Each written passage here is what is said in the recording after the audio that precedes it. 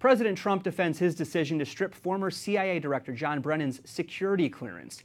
He says Brennan is responsible for the Russia investigation. The federal probe continues to look at possible ties between the 2016 Trump campaign and Russia. White House correspondent Mark Irons reports. Good evening, Mark. Good evening, Jason. The president calls the Russia probe a sham and says Brennan was among the people who initially led it. The ex-CIA director under President Obama claims the president's campaign did collude with Russia to sway the election and says by revoking his security clearance, the president is trying to silence critics. Thank you very much, everybody. Thank you. Thank you.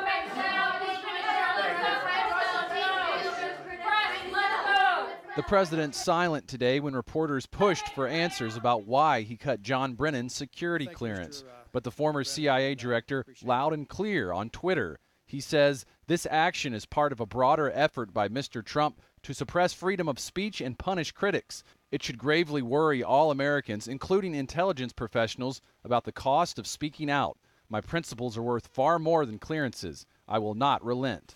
Press Secretary Sarah Sanders yesterday laid out the president's case against Brennan and the threat she says he poses. Mr. Brennan's line and recent conduct, characterized by increasingly frenzied commentary, is wholly inconsistent with access to the nation's most closely held secrets and facilities, the very aim of our adversaries, which is to sow division and chaos. The White House denies the president is only going after his political critics, but it says other former officials may be next. James Clapper, James Comey, Michael Hayden, Sally Yates, Susan Rice, Andrew McCabe, Peter Strzok, Lisa Page, and Bruce Orr. James Clapper is the former director of national intelligence. He says he hasn't had access to top secret information since he left government, and the president is sending a bad signal.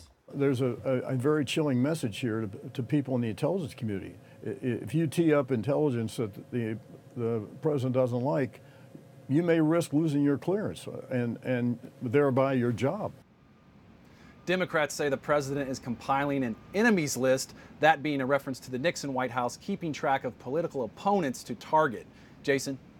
Mark, I'm wondering what role former national security officials actually play in the current intelligence community. Well, former officials are typically allowed to keep their clearances in case they need to advise their successors, but the president says he doesn't trust many of the people on that list of names. Jason?